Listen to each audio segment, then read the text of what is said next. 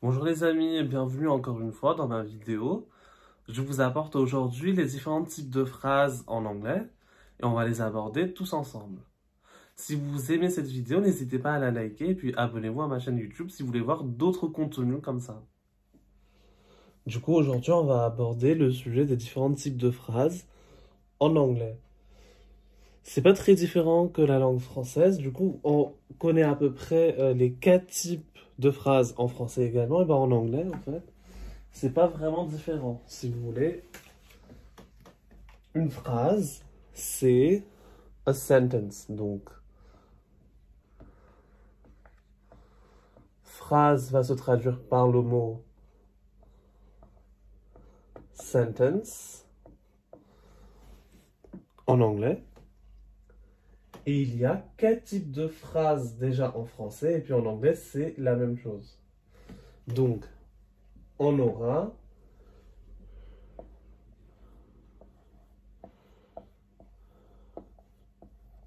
declarative sentence. Donc, une phrase déclarative. Donc là, ce qu'on va faire, on va tout simplement dire les faits tels qu'ils sont. Et je vais développer là-dessus, vous inquiétez pas. On aura la phrase interrogative, donc interrogative.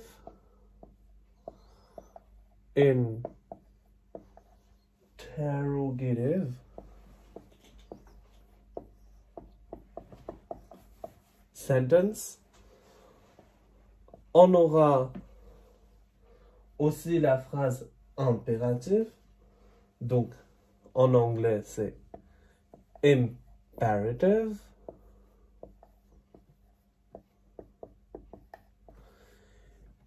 Et le dernier type, ça va être des phrases exclamatives. Et là, ça change un tout petit peu. Exclamatory sentences. Donc, ces 4 types de phrases, on va les voir tous ensemble et puis on va développer aujourd'hui dans cette vidéo uniquement sur les phrases déclaratives et interrogatives. Et je viendrai une prochaine fois pour les phrases impératives et exclamatives. Du coup, pour les phrases déclaratives ou declarative sentence, la construction est la plus simple. C'est comme en français, on a le sujet, donc le sujet qui se dit subject, plus verb, donc le verbe, sans E à la fin bien sûr, plus object. Alors, complément d'objet direct, ça va être direct object. Et complément d'objet indirect, ça va être indirect object. Alors, comment est-ce qu'on peut différencier les deux? Eh bien, tout simplement par une préposition. Donc, si il y a une préposition avant le complément d'objet, eh ben c'est un complément d'objet indirect en anglais. On va voir des exemples, vous inquiétez pas. Alors, par exemple, they eat vegetables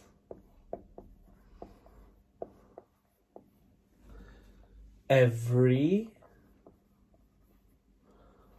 Thursday.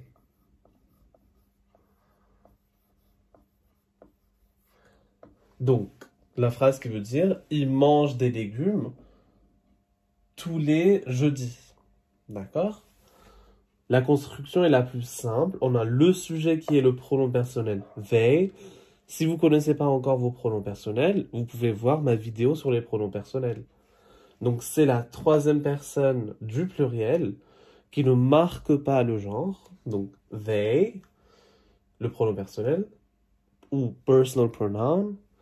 Ensuite, on a le verbe to eat qui est conjugué à la troisième personne du pluriel. Et du coup, Ensuite, on a le complément d'objet direct parce qu'il n'y a pas de préposition ici. Donc, they eat vegetables. Ils mangent des légumes. Every Thursday, tous les jeudis, qui serait du coup ici le complément circonstanciel du temps. Donc, cette structure-là est la plus simple, la plus basique. Ensuite, pour vous donner un exemple d'un complément d'objet indirect, on va prendre l'exemple d'aller quelque part. Donc, I go to school every day.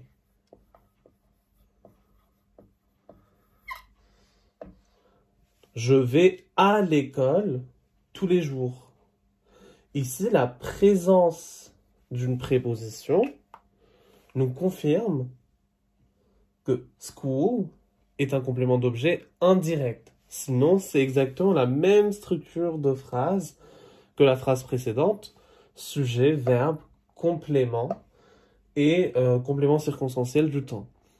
Alors, maintenant, on va aborder le sujet des phrases interrogatives, donc interrogative sentence.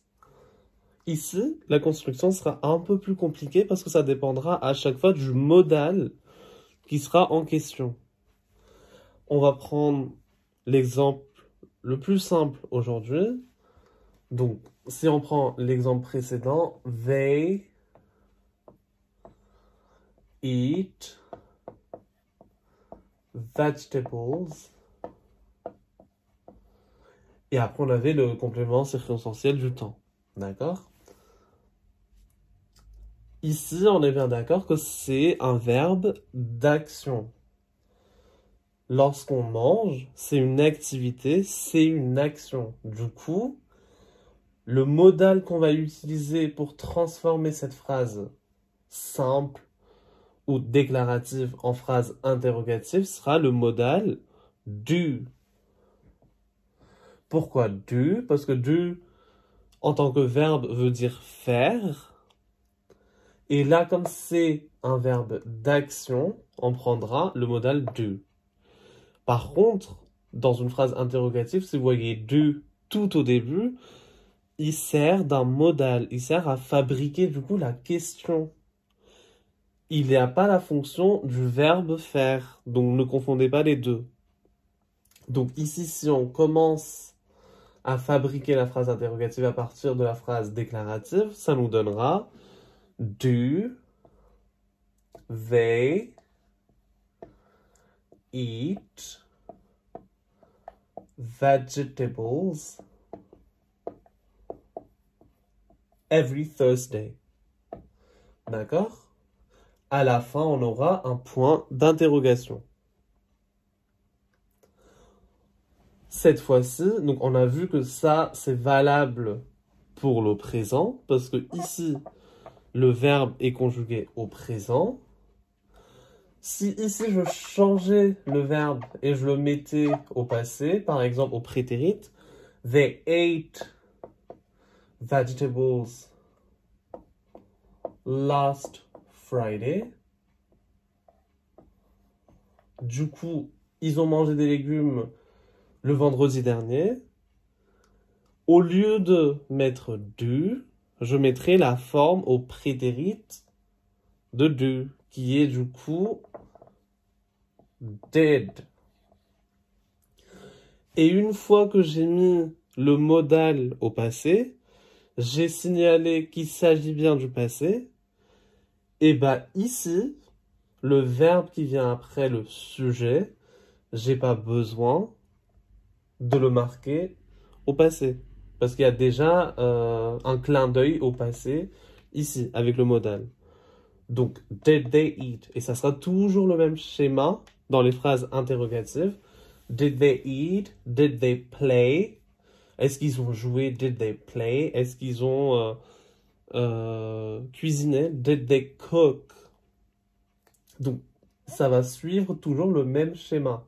Alors, on a vu avec les verbes d'action comment fabriquer la phrase interrogative. Maintenant, avec les verbes d'état, qu'est-ce qu'on va faire? Un verbe d'état, c'est quoi? La plupart du temps, ça va être le verbe être, donc to be. Alors, on prend un exemple. I am happy. Ici, le verbe être est conjugué à la première personne du singulier. Donc, sujet, verbe, complément. Complément qui est du coup un complément d'objet direct parce qu'il y a un impact sur le sujet. Et du coup, cette phrase-là qui est déclarative, on va la transformer en interrogative tout simplement par une inversion de sujet et le verbe. Donc, am I happy? Attention, cette structure-là est réservée au verbe d'état. Et quand il va s'agir d'un verbe d'action, on utilisera toujours do comme modal. Donc, do you want to do something au présent? Et quand ça sera au passé, ça va être did. Ok? Un autre aspect avec les phrases interrogatives, ça sera le modal will, qui signifie du coup la volonté, mais on fabrique du coup le futur, parce qu'il n'y a pas de temps futur en anglais. On le fabrique à partir de ce modal-là. Donc, une phrase déclarative qui serait I will go to school tomorrow, qui est une phrase déclarative. Lorsqu'on va essayer de fabriquer une phrase interrogative, on va tout simplement inverser le modal et le sujet. Ça, c'est pour le futur uniquement. Will I go to school tomorrow? Est-ce que demain je vais à l'école? Avec un point d'interrogation obligatoirement. Et je finirai par le present perfect, qui est du coup ce fameux temps qui paraît hyper compliqué, qui est have plus participe passé. Donc dans une phrase déclarative, cette fois-ci, je vais prendre le deuxième pronom personnel du singulier, you. Donc, you have been late. Tu as été en retard. Là, c'est une phrase déclarative. À la limite de la phrase déclarative et exclamative, on va dire. Parce qu'il s'agit quand même d'une remarque qui a été faite soit par un ou une professeure, soit par le patron, le boss, voilà. Donc, you have been late. Tu as été en retard. Lorsqu'on va essayer de transformer cette phrase déclarative en phrase interrogative, et bien ici, encore une fois, ce verbe have nous sert, en fait, du modal et pas le verbe avoir. Ici, have been veut dire il a été en retard. Ou voilà, cette personne a été en retard. Il ne s'agit pas d'une possession. Donc, c'est pas le verbe avoir ici. C'est le modal have. Le rôle, en tout cas, de ce have, c'est qu'il sert de fabriquer ce temps. C'est tout. Ça n'a pas cette propriété de possession. Et donc, ce qu'on va faire, comme will, c'est qu'on va inverser le modal et le sujet. Du coup, tout reste à sa place, sauf ces deux premiers éléments, et on aura notre phrase interrogative. Have you been late? Avec un point d'interrogation à la fin. Alors, je vous rapporterai du coup une nouvelle vidéo avec les conjugaisons du verbe être et les conjugaisons du verbe avoir. Quand est-ce qu'ils sont sous forme modale et quand est-ce qu'ils sont sous forme verbe.